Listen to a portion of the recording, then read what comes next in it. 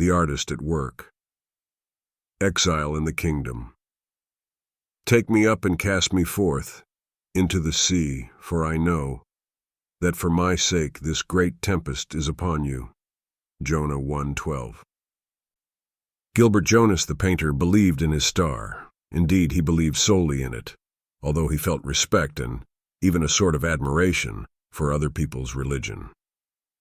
His own faith, however, was not lacking in virtues, since it consisted in acknowledging obscurely that he would be granted much without ever deserving anything. Consequently, when, around his 35th year, a dozen critics suddenly disputed as to which had discovered his talent, he showed no surprise. But his serenity, attributed by some to smugness, resulted, on the contrary, from a trusting modesty. Jonas credited everything to his star rather than to his own merits. He was somewhat more astonished when a picture dealer offered him a monthly remittance that freed him from all care. The architect Rateau, who had loved Jonas and his star since their school days, vainly pointed out to him that the remittance would provide only a bare living and that the dealer was taking no risk. All the same, Jonas said, Rateau, who succeeded, but by dint of hard work, in everything he did, chided his friend. What do you mean by all the same? You must bargain. But nothing availed. In his heart, Jonas thanked his star. Just as you say, he told the dealer, and he gave up his job in the paternal publishing house to devote himself altogether to painting. What luck, he said. In reality, he thought, it's the same old luck. As far back as he could remember, he found the same luck at work. He felt, for instance, an affectionate gratitude toward his parents. First, because they had brought him up carelessly, and this had given free rein to his daydreaming. Secondly, because they had separated, on grounds of adultery. At least that was the pretext given by his father, who forgot to specify that it was a rather peculiar adultery. He could not endure the good works indulged in by his wife, who, a veritable lay saint, had, without seeing any wrong in it, given herself body and soul to suffering humanity. But the husband intended to be the master of his wife's virtues. I'm sick and tired, that Othello used to say, of sharing her with the poor. This misunderstanding was profitable to Jonas. His parents, having read or heard about the many cases of sadistic murderers who were children of divorced parents, vied with each other in pampering him with a view to stamping out the spark of such an unfortunate evolution.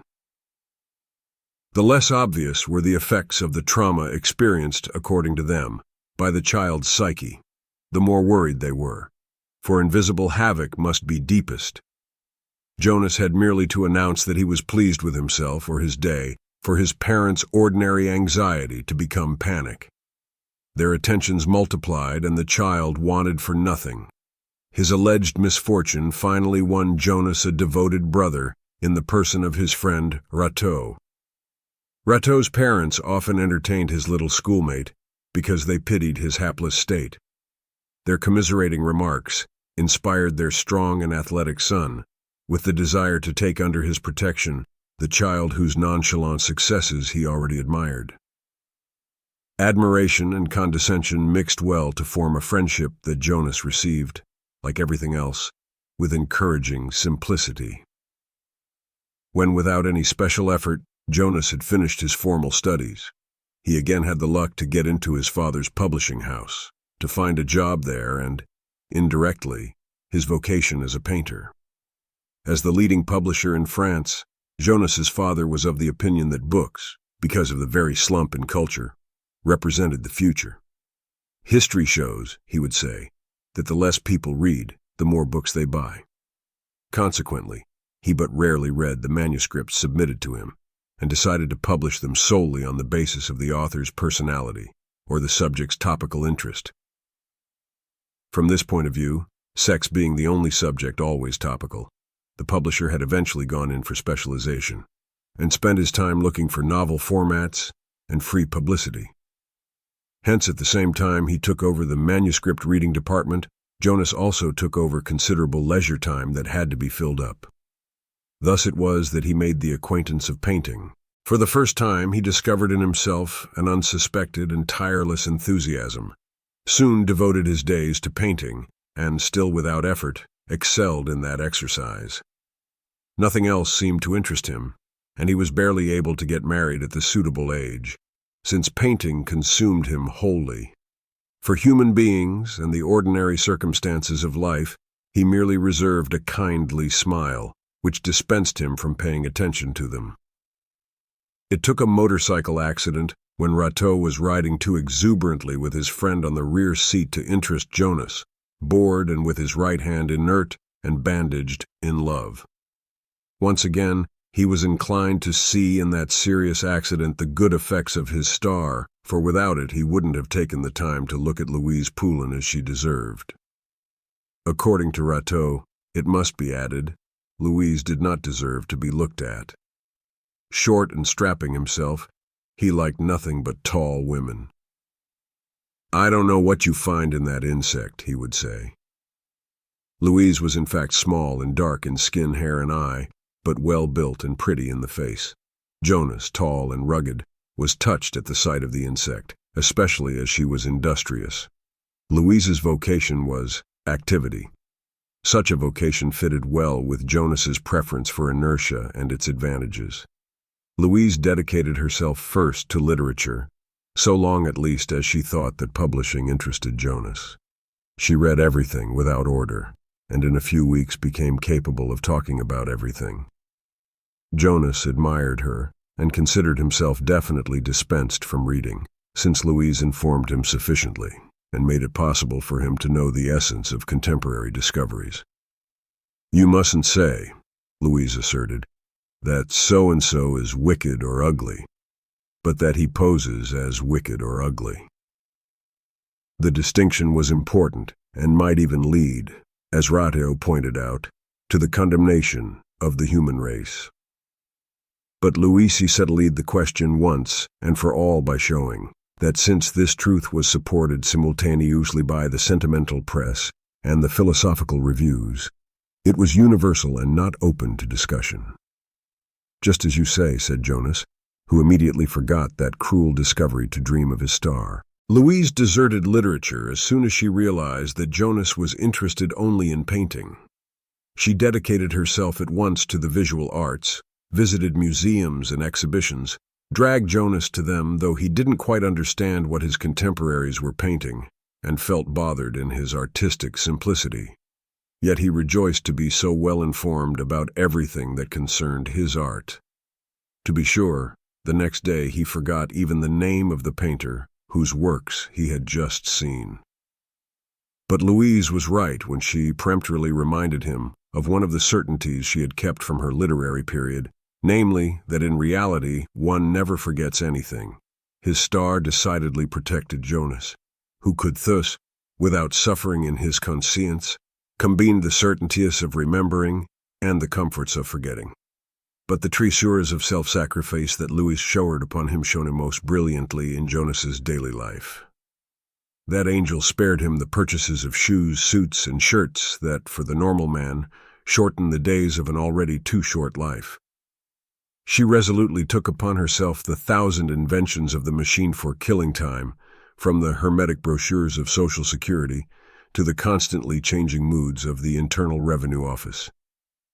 "Okay," said Rateau, "but she can't go to the dentist in your place." She may not have gone, but she telephoned and made the appointments at the most convenient hours. She took care of changing the oil in the tiny car, of booking rooms in vacation hotels, of the coal for his stove. She herself bought the gifts Jonas wanted to give, chose and sent his flowers, and even found time, certain evenings, to go by his house in his absence and open his bed to spare him the trouble when he came home. With the same enthusiasm, of course, she entered that bed, then took care of the appointment with the mayor, led Jonas to the town hall 2 years before his talent was at last recognized, and arranged the wedding trip so that they didn't miss a museum. Not without having first found, in the midst of the housing shortage, a 3-room apartment into which they settled on their return. Then she produced, in rapid succession, 2 children, a boy and a girl, Her intention of going up to 3 was realized soon after Jonas had left the publishing house to devote himself to painting. As soon as she had become a mother, it must be added, Louise devoted herself solely to her child, and later to her children. She still tried to help her husband, but didn't have the time. To be sure, she regretted her neglect of Jonas, but her resolute character kept her from wasting time in such regrets. "It can't be helped," she would say. "Each of us has his workbench." Jonas was, in any case, delighted with this expression, for, like all the artists of his epoch, he wanted to be looked upon as an artisan. Hence, the artisan was somewhat neglected and had to buy his shoes himself. However, besides the fact that this was in the nature of things, Jonas was again tempted to rejoice. Of course, he had to make an effort to visit the shops, but that effort was rewarded by one of those hours of solitude that give such value to marital bliss. The problem of living space was, however, by far the greatest of their problems, for time and space shrank simultaneously around them. The birth of the children, Jonas's new occupation, their restricted quarters, the modesty of the monthly remittance which prevented them from getting a larger apartment, did not leave much room for the double activity of Louise and Jonas. The apartment was on the second floor of what had been a private house in the 18th century in the old section of the capital. Many artists lived in that quarter, faithful to the principle that in art, the pursuit of the new can take place only in an old setting. Jonas, who shared that conviction, was delighted to live in that quarter. There could be no question as to the apartment's being old, but a few very modern arrangements had given it an original appearance, resulting chiefly from the fact that it provided a great volume of air while occupying but a limited surface. The rooms, particularly high and graced with magnificent tall windows, had certainly been intended, to judge from their majestic proportions, for receptions and ceremonies. But the necessities of urban congestion and of income from real estate had forced the successive owners to cut up those overlarge rooms with partitions, and thus to multiply the stalls they rented at exorbitant prices to their flock of tenants. They nonetheless talked up what they called the considerable cubic space. No one could deny the advantage. It simply had to be attributed to the impossibility of partitioning the rooms horizontally as well. Otherwise, the landlords would certainly not have hesitated to make the necessary sacrifices in order to provide a few more shelters for the rising generation, particularly inclined at that moment to marry and reproduce. Besides, the cubic airspace was not all to the good. It had the inconvenience of making the rooms hard to heat in winter, and this unfortunately forced the landlords to increase the rent supplement for heat. In summer, because of the great window surface, the apartment was literally flooded with light, for there were no blinds. The landlords had neglected to put them in, doubtless discouraged by the height of the windows and the cost of carpentry. After all, thick draperies could perform the same service and presented no problem as to the cost, since they were the tenant's responsibility. Furthermore, the landlords were not unwilling to help them by furnishing curtains from their own stores at cost prices. Real estate philanthropy, in fact, was merely their avocation. In their regular daily life, those new princes sold percale and velvet. Jonas had gone into raptures over the apartment's advantages and had accepted its drawbacks without difficulties. "Just as you say," he said to the landlord about the supplement for heat. As for the curtains, he agreed with Louise that it was enough to provide them just for the bedroom and to leave the other windows bare. "We have nothing to hide," that pure heart said. Jonas had been particularly entranced by the largest room, the ceiling of which was so high that there could be no question of installing a lighting system. The entrance door opened directly into that room, which was joined by a narrow hall to the two others, much smaller and strung in a row. At the end of the hall were the kitchen, the water closet, and a nook graced with the name of shower room. Indeed, it might have been a shower if only the fixture had been installed, vertically of course, and one were willing to stand utterly motionless under the spray. The really extraordinary height of the ceilings and the narrowness of the rooms made of the apartment an odd assortment of parallel pipes almost entirely glassed in, all doors and windows, with no wall space for the furniture, and with the human beings floating about like bottle imps in a vertical aquarium. Furthermore, all the windows opened onto a court, in other words, onto other windows in the same style just across the way, behind which one could discern the lofty outline of other windows opening onto a second court. "It's the Hall of Mirrors," Jonas said in delight. On Ratio's advice, it was decided to locate the master bedroom in one of the small rooms, the other to be for the already expected baby. The big room served as a studio for Jonas during the day, as a living room in the evening and at mealtimes. They could also in a pinch eat in the kitchen, provided that Jonas or Louise was willing to remain standing. For his part, Ratio had outdone himself in ingenious inventions. By means of sliding doors, retractable shelves, and folding tables, he had managed to make up for the paucity of furniture, while emphasizing the jack-in-the-box appearance of that unusual apartment. But when the rooms were full of paintings and children, they had to think up a new arrangement. Before the birth of the third child, in fact, Jonas worked in the big room. Louise knitted in the bedroom, while the two children occupied the last room, raised a great rumpus there, and also tumbled at will throughout the rest of the apartment. They agreed to put the newborn in a corner of the studio, which Jonas walled off by propping up his canvases like a screen. This offered the advantage of having the baby within earshot and being able to answer his calls. Besides, Jonas never needed to bestir himself, for Louise forestalled him.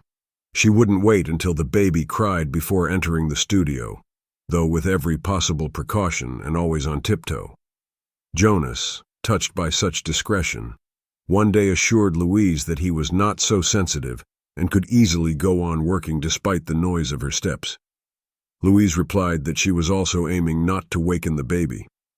Jonas, full of admiration for the workings of the maternal instinct, laughed heartily at his misunderstanding. As a result, he didn't dare confess that Louise's cautious entries bothered him more than an out-and-out invasion.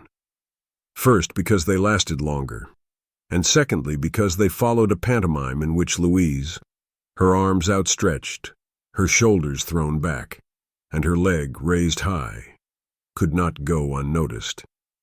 This method even went against her avowed intentions, since Louise constantly ran the risk of bumping into one of the canvases with which the studio was cluttered. At such moments, the noise would waken the baby, who would manifest his displeasure according to his capacities, which were considerable. The father, delighted by his son's pulmonary prowess, would rush to cuddle him and soon be relieved in this by his wife.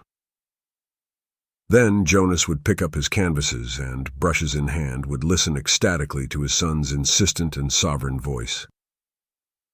This was just about the time that Jonas's success brought him many friends. Those friends turned up on the telephone or in impromptu visits.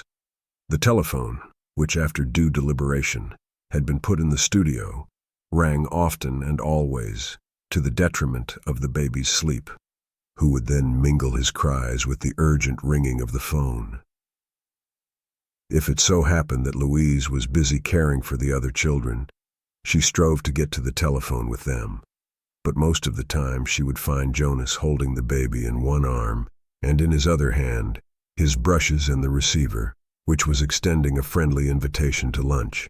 Jonas was always amazed that anyone was willing to lunch with him, for his conversation was dull, but he preferred going out in the evening in order to keep his workday unbroken. Most of the time, unfortunately, the friend would be free only for lunch, and just for this particular lunch. He would insist upon holding it for his dear Jonas. His dear Jonas would accept, just as you say, and after hanging up would add, "Isn't he thoughtful?" while handing the baby to Louise. Then he would go back to work, soon interrupted by lunch or dinner. He had to move the canvases out of the way, unfold the special table, and sit down with the children. During the meal, Jonas would keep an eye on the painting he was working on, and occasionally, in the beginning at least, he would find his children rather slow in chewing and swallowing, so that each meal was excessively long. As a result, he didn't dare confess that Louise's cautious entries bothered him more than an out-and-out invasion.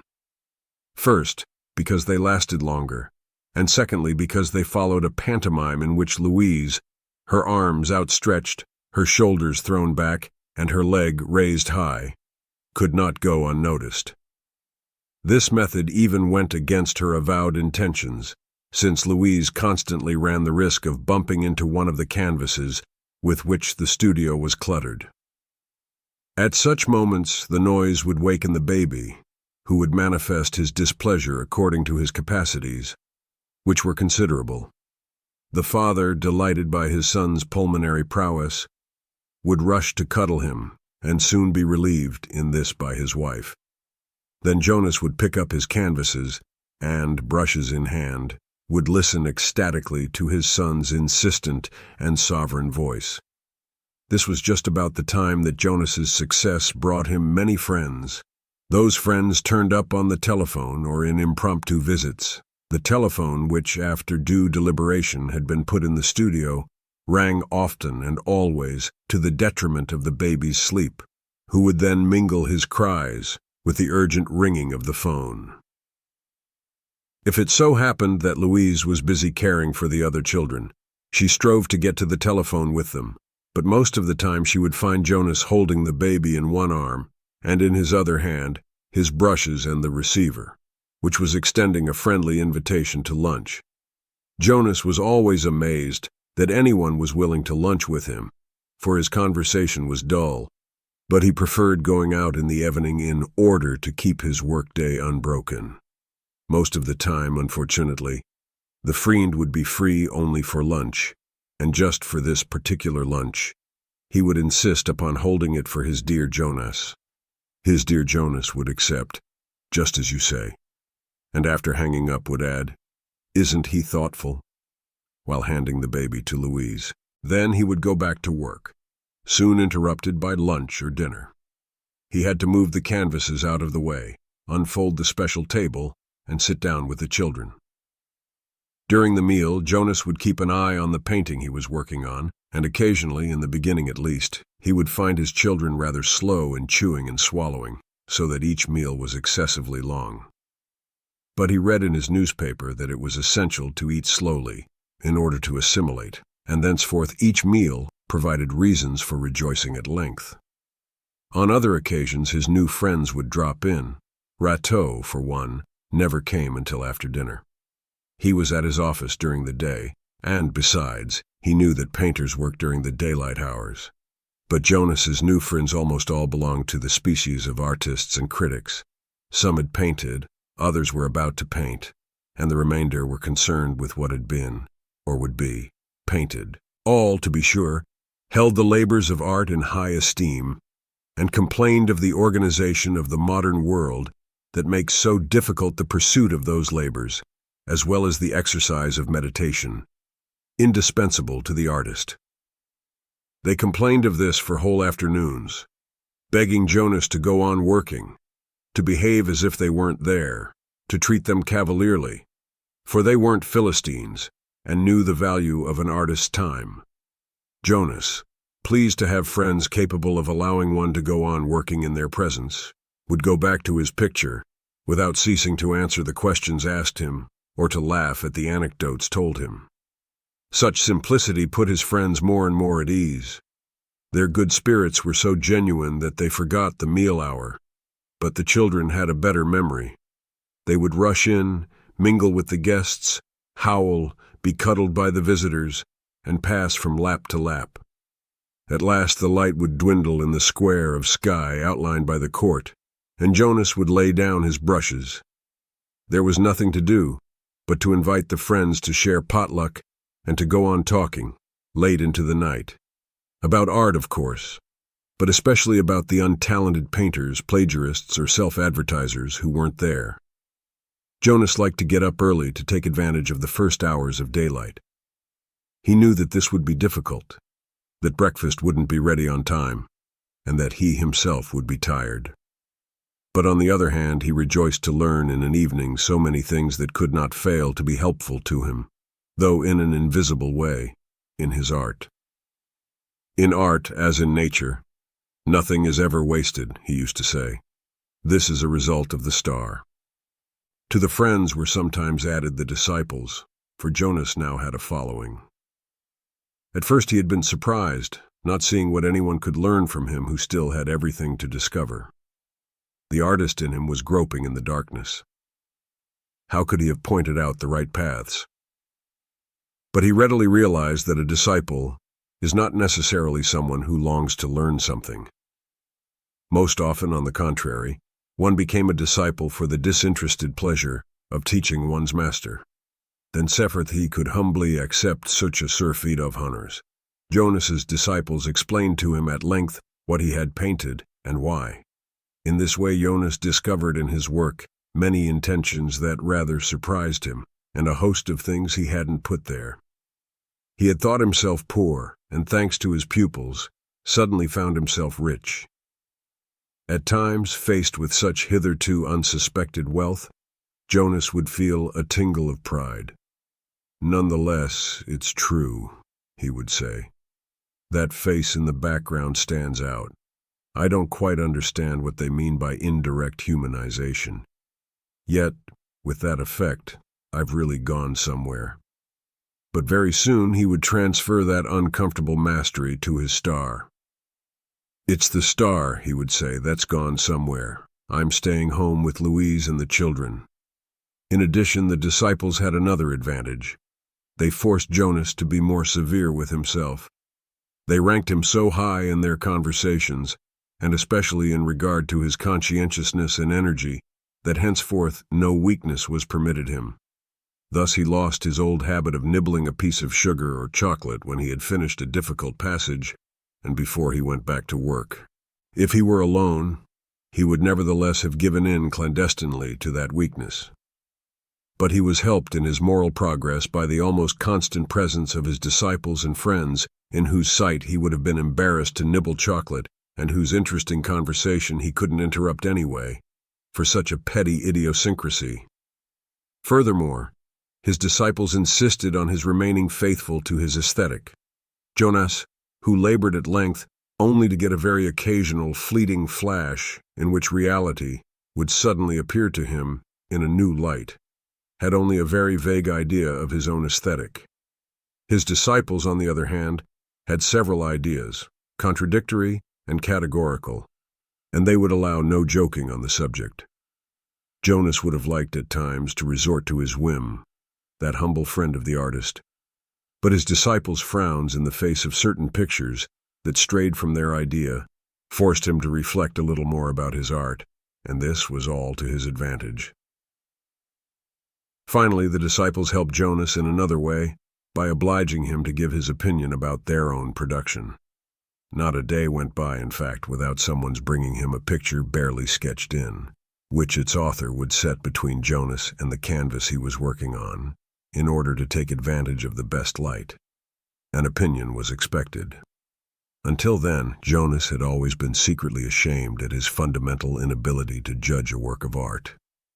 Except for a handful of pictures that carried him away, and for the obviously coarse daubs, everything seemed to him equally interesting and indifferent.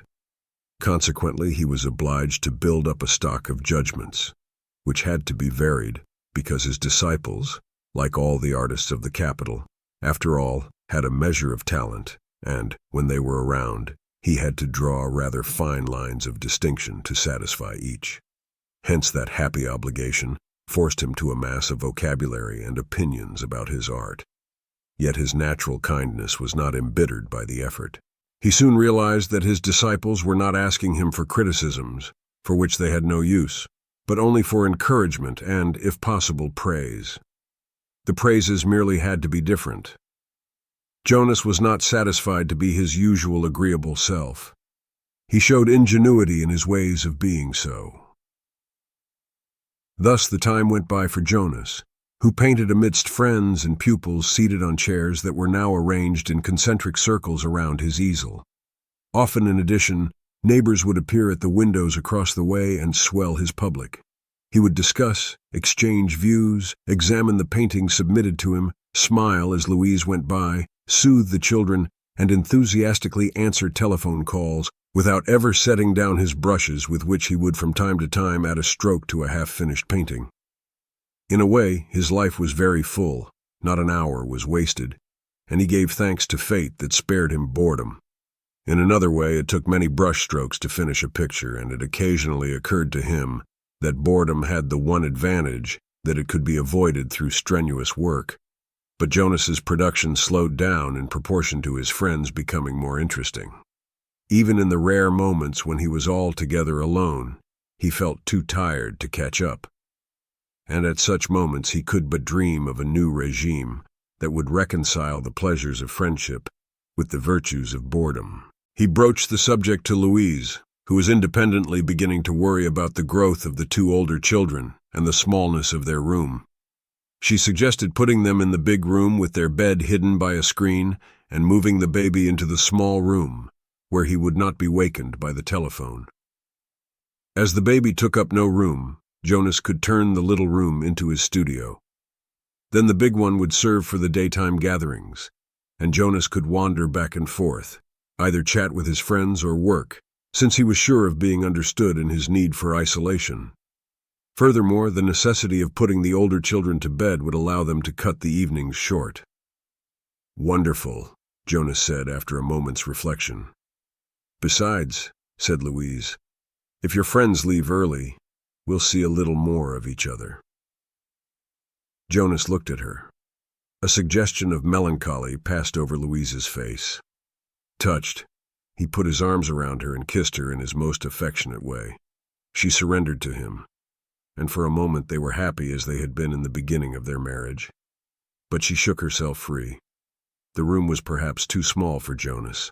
Louise got a folding rule, and they discovered that because of the congestion caused by his canvases and those of his pupils, by far the more numerous, he generally worked in a space hardly any larger than the one that was about to be assigned to him.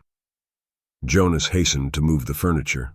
Luckily, the less he worked, the more his reputation grew. Each exhibit was eagerly awaited and extolled in advance. To be sure, a small number of critics, among whom were 2 regular visitors to the studio, tempered the warmth of their reviews with some reservations. But the disciples' indignation more than made up for this little misfortune. Of course, the latter would emphatically assert they ranked the pictures of the first period above everything else. But the present experiments foreshadowed a real revolution. Jonas would rather reproach himself for the slight annoyance he felt every time his first works were glorified, and would thank them effusively. Only Rateau would grumble. "Weird ones. They like you inert, like a statue, and they deny you the right to live." But Jonas would defend his disciples.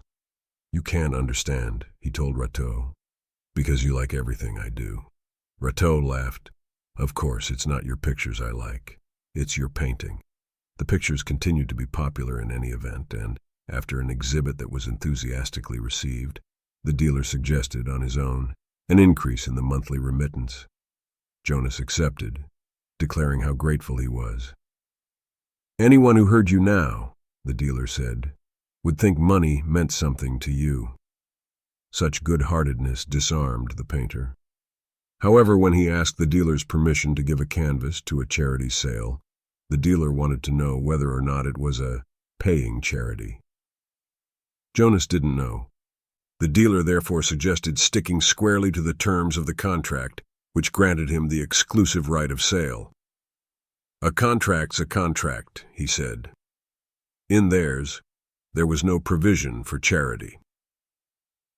"Just as you say," the painter said. The new arrangement was a source of constant satisfaction to Jonas. He could, in fact, get off by himself often enough to answer the many letters he now received, which his courtesy could not leave unanswered. Some concerned Jonas's art, while others, far more plentiful, concerned the core respondent, who either wanted to be encouraged in his artistic vocation, or else needed advice or financial aid. The more Jonas's name appeared in the press, the more he was solicited, like everyone, to take an active part in exposing most revolting injustices. Jonas would reply, "Write about art, thank people, give his advice, go without a necktie in order to send a small financial contribution, finally sign the just protests that were sent him. You're indulging in politics now? Leave that to writers and ugly old maids, said Rateau. No, he would sign only the protests that insisted they had no connection with any particular party line. But they all laid claim to such beautiful independence. For weeks on end, Jonas would go about with his pockets stuffed with correspondence, constantly neglected and renewed. He would answer the most urgent, which generally came from unknowns, and keep for a better moment those that called for a more leisurely reply. In other words, his friends' letters. So many obligations at least kept him from dawdling and from yielding to a carefree spirit. He always felt behindhand and always guilty, even when he was working, as he was from time to time. Louise was ever more mobilized by the children and wore herself out doing everything that, in other circumstances, he could have done in the home. This made him suffer. After all, he was working for his pleasure, whereas she had the worst end of the bargain. He became well aware of this when she was out marketing. "The telephone!" the eldest child would shout, and Jonas would drop his picture right there, only to return to it beaming, with another invitation. "Gasman!"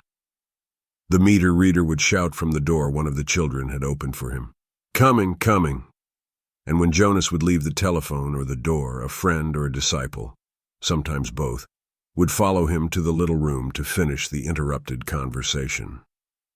Gradually, they all became regular frequenters of the hallway.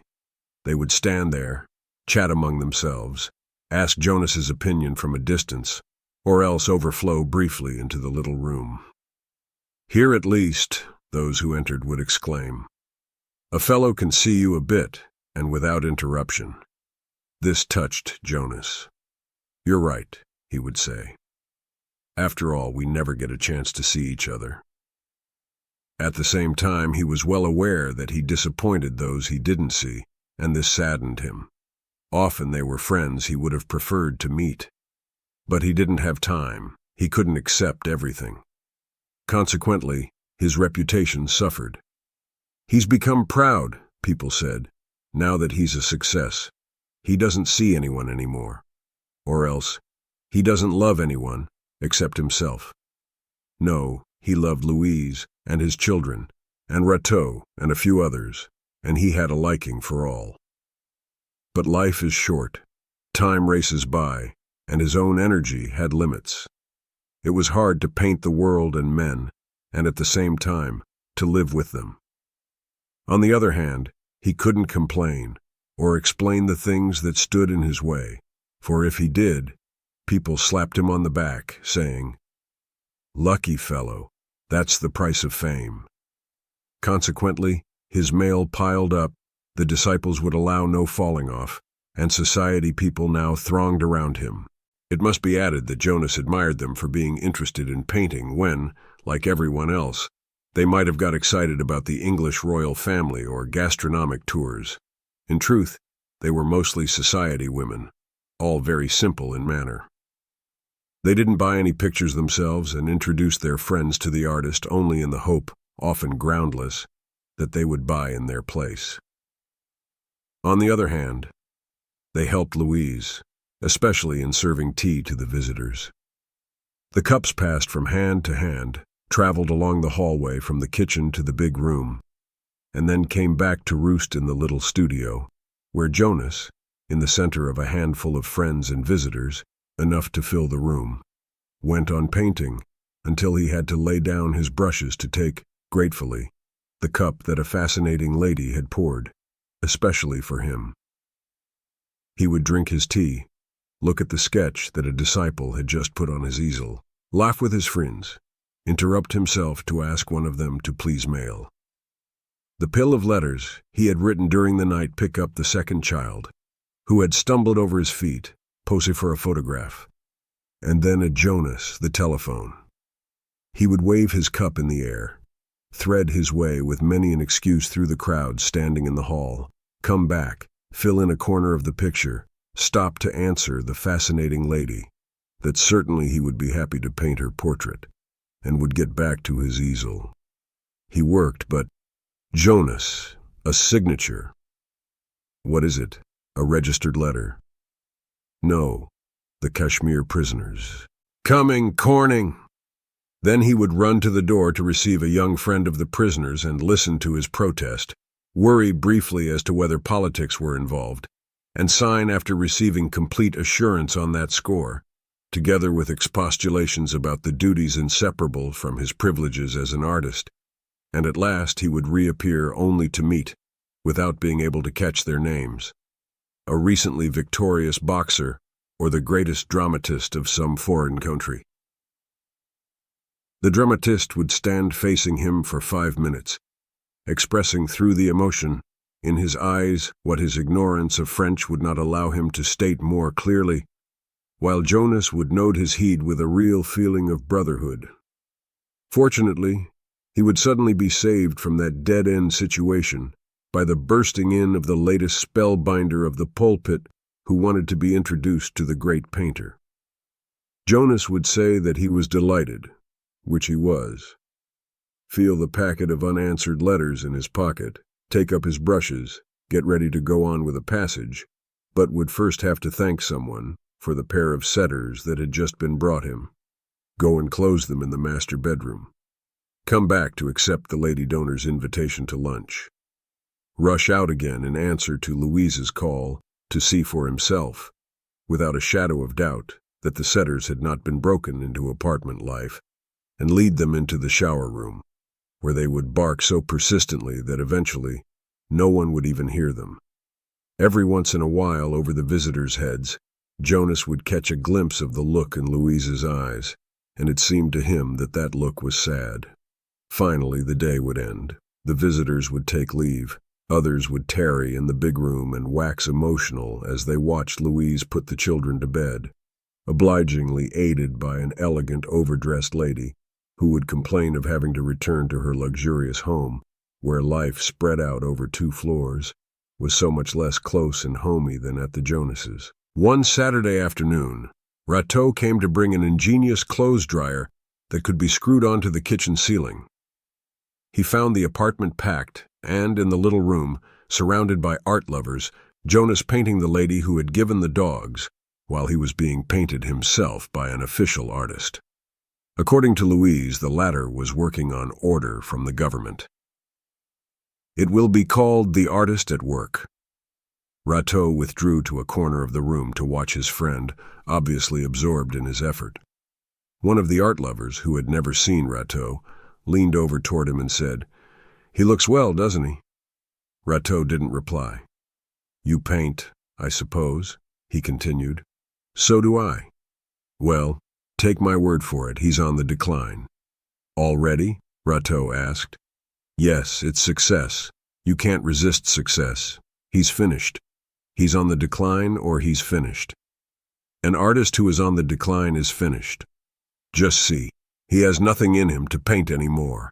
He's being painted himself and will be hung in a museum." Later on, in the middle of the night, Louise, Rateau, and Jonas, the latter standing and the other 2 seated on a corner of the bed, were silent. The children were asleep, the dogs were boarding in the country, Louise had just washed, and Jonas and Rateau had dried. The many dishes in their fatigue felt good. "Why don't you get a servant?" Rateau had asked when he saw the stack of dishes. But Louise had answered sadly, "Where would we put her?" So they were silent. "Are you happy?" Rateau had suddenly asked. Jonas smiled, but he looked tired. "Yes, everybody is kind to me." "No," said Rateau. "Watch out. They're not all good." "Who isn't?" "Your painter friends, for instance." "I know," Jonas said. "But many artists are that way. They're not sure of existing, not even the greatest. So they look for proofs, they judge and condemn. That strengthens them. It's a beginning of existence. They're so lonely." Rateau shook his head. "Take my word for it," Jonas said. "I know them. You have to love them." "And what about you?" Rateau said. "Do you exist? You never say anything bad about anyone." Jonas began to laugh. "Oh, I often think bad of them, but then I forget." He became serious. "No, I'm not sure of existing. But someday I'll exist, I'm sure." Rateau asked Louise her opinion. Shaking off her fatigue, she said she thought Jonas was right. Their 141 visitors' opinion was of no importance. Only Jonas's work mattered, and she was aware that the child got in his way. He was growing anyway, and they would have to buy a couch that would take up space. What could they do until they got a bigger apartment? Jonas looked at the master bedroom. Of course, it was not the ideal. The bed was very wide. But the room was empty all day long. He said this to Louise, who reflected. In the bedroom, at least, Jonas would not be bothered.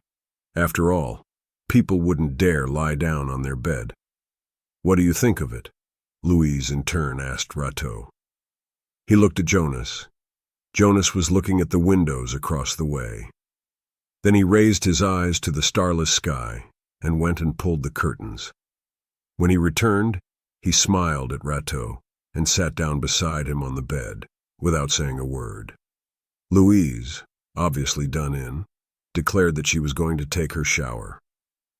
When the two friends were alone, Jonas felt Rateau's shoulder touch his. He didn't look at him, but said, "I love to paint. I'd like to paint all my life, day and night. Isn't that lucky?" Rateau looked at him affectionately. "Yes," he said, "it's lucky." The children were growing, and Jonas was glad to see them happy and healthy. They were now in school and came home at 4 o'clock. Jonas could still enjoy them Saturday afternoons, Thursdays, and also for whole days during their frequent and prolonged vacations. They were not yet big enough to play quietly, but were hardy enough to fill the apartment with their squabbles and their laughter. He had to quiet them, threaten them, sometimes even pretend to hit them. There was also the laundry to be done, the buttons to be sewed on. Louise couldn't do it all. Since they couldn't house a servant, nor even bring one into the close intimacy in which they lived, Jonas suggested calling on the help of Louise's sister, Rose, who had been left a widow with a grown daughter. "Yes," Louise said. "With Rose, we'll not have to stand on ceremony. We can put her out when we want to." Jonas was delighted with this solution, which would relieve Louise at the same time that it relieved his conscience, embarrassed by his wife's fatigue. The relief was even greater since the sister often brought along her daughter as a reinforcement. Both were as good as gold. Virtue and unselfishness predominated in their honest natures. They did everything possible to help out, and didn't begrudge their time. They were helped in this by the boredom of their solitary lives and their delight in the easy circumstances prevailing at Louise's. As it was foreseen, no one stood on ceremony, and the two relatives, from the very beginning, felt at home. The big room became a common room, at once dining room, linen closet, and nursery. The little room, in which the last-born slept, served as a storeroom for the paintings and a folding bed on which Rose sometimes slept when she happened to come without her daughter. Jonas occupied the master bedroom and worked in the space separating the bed from the window. He merely had to wait until the room was made up in the morning, after the children's room. From then on, no one came to bother him except to get a sheet or towel, for the only cupboard in the house happened to be in that room. As for the visitors, though rather less numerous, they had developed certain habits and, contrary to Louise's hope, they didn't hesitate to lie down on the double bed, to be more comfortable when chatting with Jonas. The children would also come in to greet their father. "Let's see the picture." Jonas would show them the picture he was painting, and would kiss them affectionately. As he sent them away, he felt that they filled his heart fully, without any reservation. Deprived of them, he would have merely an empty solitude. He loved them as much as his painting, because they were the only things in the world as alive as it was.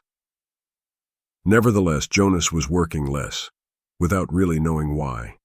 He was always diligent, but he now had trouble painting, even in the moments of solitude. He would spend such moments looking at the sky. He had always been absent-minded, easily lost in thought, but now he became a dreamer. He would think of painting, of his vocation, instead of painting.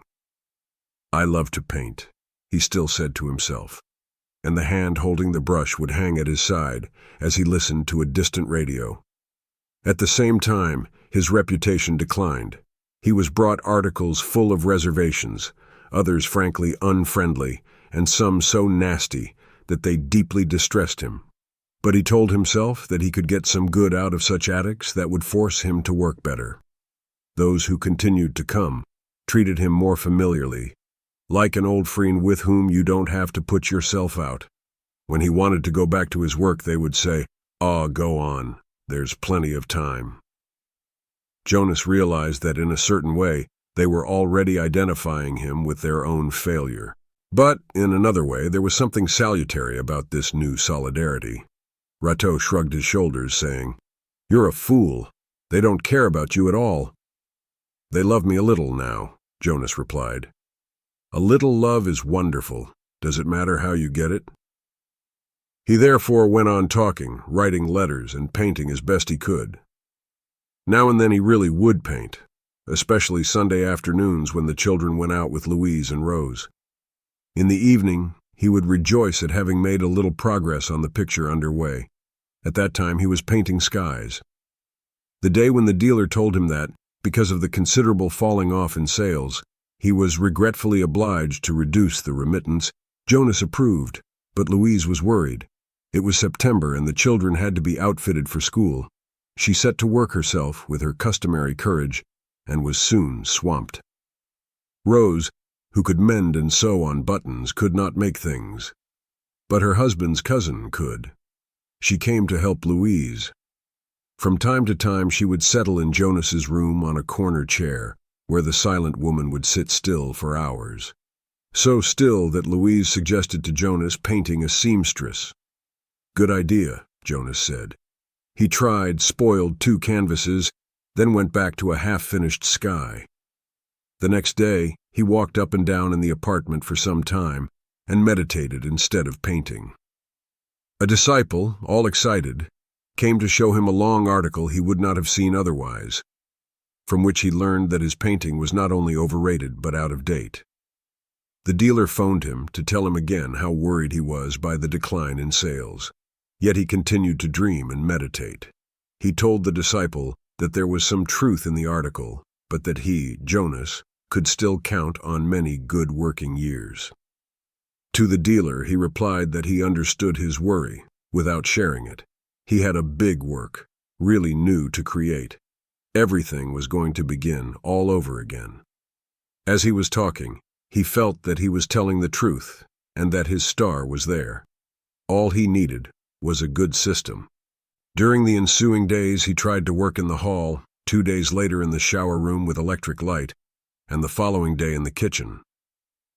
But for the first time, he was bothered by the people he kept bumping into everywhere, those he hardly knew and his own family, whom he loved. For a little while he stopped working and meditated. He would have painted landscapes out of doors if the weather had been propitious. Unfortunately, it was just the beginning of winter, and it was hard to do landscapes before spring. He tried, however, and gave up. The cold pierced him to the marrow. He lived several days with his canvases, most often seated beside them or else planted in front of the window. He didn't paint anymore. Then he got in the habit of going out in the morning. He would give himself the assignment of sketching a detail, a tree, a lopsided house, a profile as it went by. At the end of the day, he had done nothing. The least temptation, the newspapers, an encounter, shop windows, the warmth of a cafe, would lead him astray. Each evening he would keep providing good excuses to a bad conscience that never left him. He was going to paint, that was certain, and paint better, after this period of apparent waste. It was all just working within him, and the star would come out newly washed and sparkling from behind these black clouds. Meanwhile, he never left the cafes. He had discovered that alcohol gave him the same exaltation as a day of good productive work. at the time when he used to think of his picture with the affection and warmth that he had never felt except toward his children. With the second cognac, he recovered that poignant emotion that made him at one and the same time master and servant of the whole world. The only difference was that he enjoyed it in a vacuum, with idle hands, without communicating it to a work. Still, this was closest to the joy for which he lived, and he now spent long hours sitting and dreaming in smoke-filled, noisy places. Yet he fled the places and sections frequented by artists. Whenever he met an acquaintance who spoke to him of his painting, he would be seized with panic. He wanted to get away, that was obvious, and he did get away. He knew what was said behind his back. He thinks he's Rembrandt, and his discomfort increased. In any event, he never smiled anymore, and his former friends drew an odd and inevitable conclusion from this. If he has given up smiling, this is because he's very satisfied with himself. Knowing that, he became more and more elusive and skittish. It was enough for him, on entering a cafe, to have the feeling that someone there recognized him for everything to cloud over within him. For a second, he would stand there, powerless and filled with a strange sadness, his inscrutable face hiding both his uneasiness and his avid and sudden need for friendship. He would think of Rateau's cheering look and would rush out in a hurry. "Just look at that guy's hangover," he heard someone say close to him one day as he was disappearing. He now frequented only the outlying sections where no one knew him. There he could talk and smile, and his kindliness came back, for no one expected anything of him. He made a few friends who were not very hard to please. He particularly enjoyed the company of one of them, who used to serve him in a station buffet where he often went. That fellow had asked him what he did in life. "Painter," Jonas had replied. "Picture painter or house painter." "Picture." "Well," said the fellow, "that's not easy." And they had never broached the subject again. No, it was not easy. But Jonas would manage all right, as soon as he had found how to organize his work. Day after day and drink after drink, he had many encounters, and women helped him. He could talk to them, before or after the lovemaking, and especially boast a little, for they would understand him even if they weren't convinced. At times it seemed to him that his old strength was returning. One day when he had been encouraged by one of his female acquaintances, he made up his mind. He returned home, tried to work again in the bedroom, the seamstress being absent.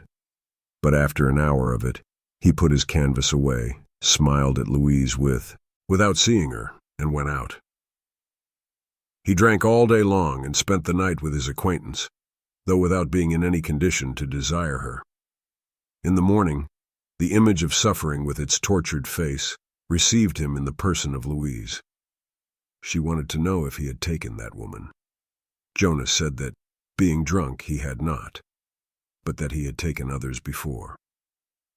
And for the first time, his heart torn within him, he saw that Louise suddenly had the look of a drowned woman, that look that comes from surprise and an excess of pain. It dawned upon him that he had not thought of Louise during this whole time, and he was ashamed. He begged her forgiveness. It was all over. Tomorrow everything would begin again as it had been in the past. Louise could not speak and turned away to hide her tears. The following day Jonas went out very early. It was raining. When he returned, wet to the skin, he was loaded down with boards. At home, 2 old friends, come to ask after him, were drinking coffee in the big room.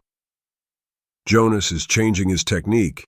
He's going to paint on wood," they said. Jonas smiled. "That's not it. But I am beginning something new."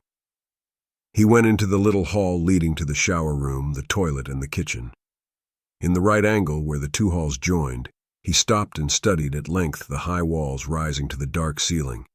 He needed a stepladder, which he went down and got from the concierge. When he came back up, there were several additional people in the apartment, and he had to struggle against the affection of his visitors, delighted to find him again, and against his family's questions in order to reach the end of the hall. At that moment his wife came out of the kitchen. Setting down his ladder, Jonas hugged her against him. Louise looked at him. "Please," she said. Never do it again. No, no, Jonas said. I'm going to paint. I must paint. But he seemed to be talking to himself, for he was looking elsewhere. He got to work. Halfway up the walls, he built a flooring to get a sort of narrow but high and deep loft. By the late afternoon, all was finished. With the help of the ladder, Jonas hung from the floor of the loft and, to test the solidity of his work, chinned himself several times. Then he mingled with the others, and everyone was delighted to find him so friendly again. In the evening, when the apartment was relatively empty, Jonas got an oil lamp, a chair, a stool, and a frame.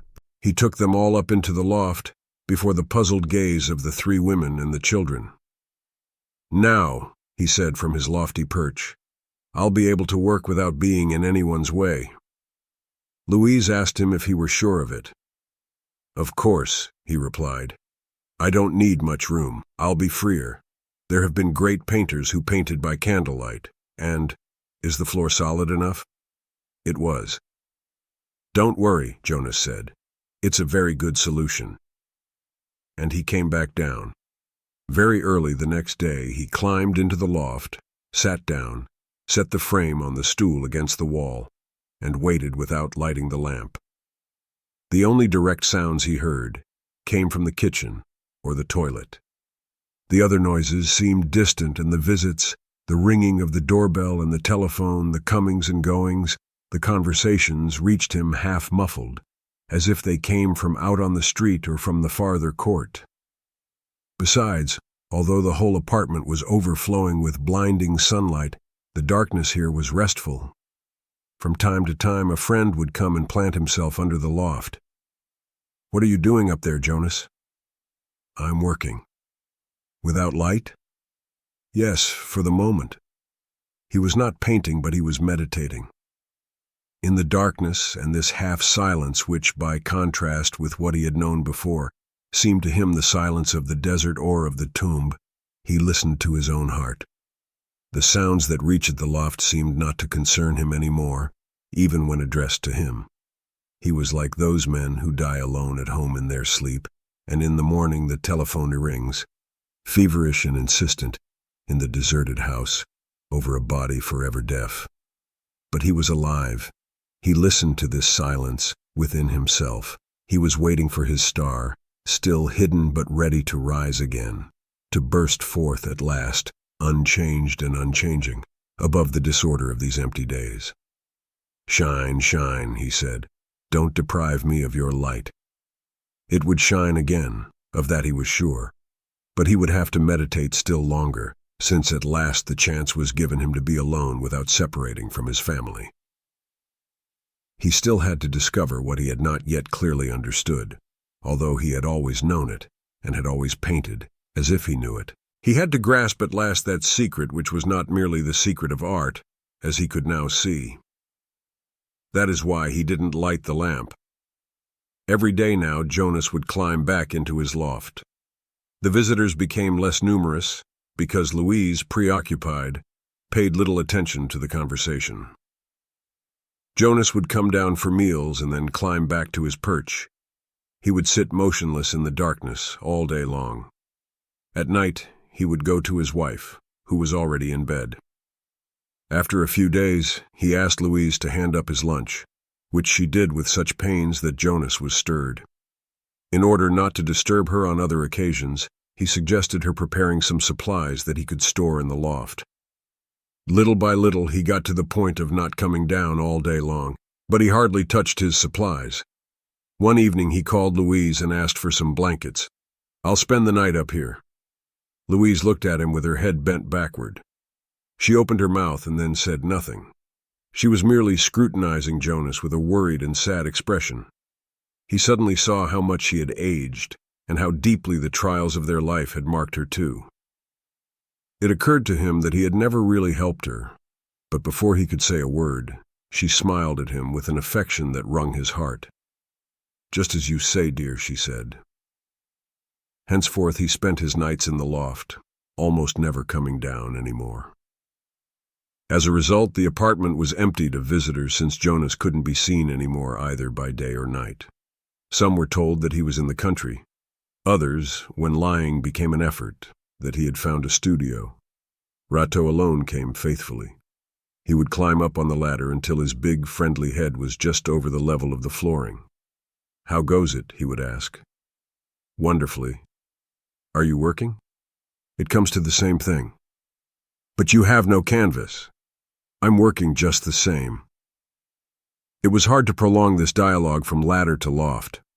Rateau would shake his head, come back down, help Louise replace fuses or repair a lock, then, without climbing onto the ladder, say goodnight to Jonas, who would reply in the darkness, "So long, old boy." One evening, Jonas added thanks to his goodnight. "Why thanks?" "Because you love me." "That's really news," Rateau said as he left. Another evening, Jonas called Rateau, who came running. The lamp was lighted for the first time. Jonas was leaning, with a tense look, out of the loft.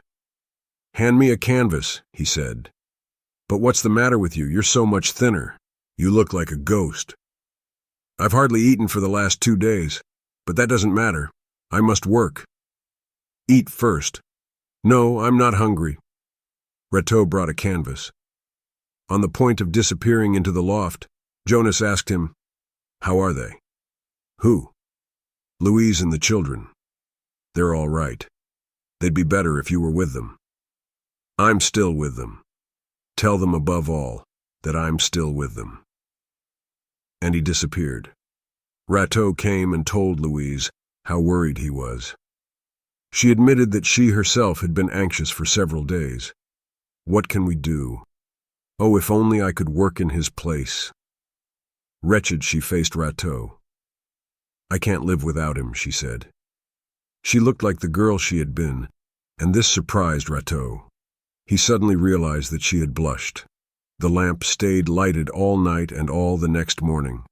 To those who came, Rateau or Louise, Jonas answered merely, "Forget it, I'm working." At noon he asked for some kerosene. The lamp, which had been smoking, again shone brightly until evening. Rateau stayed to dinner with Louise and the children. At midnight he went to say goodnight to Jonas. Under the still-lighted loft he waited a moment, then went away, without saying a word. On the morning of the second day, when Louise got up, the lamp was still lighted. A beautiful day was beginning, but Jonas was not aware of it. He had turned the canvas against the wall.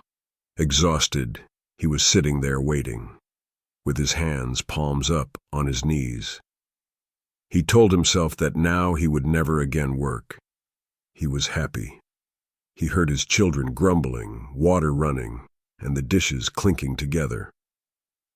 Louise was talking. The huge windows rattled as a truck passed on the boulevard. The world was still there, young and lovable. Jonas listened to the welcome murmur rising from mankind.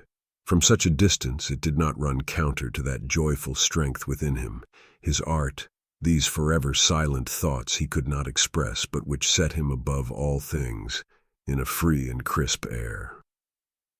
The children were running through the apartment. The little girl was laughing, Louise too now, and he hadn't heard her laugh for so long. He loved them.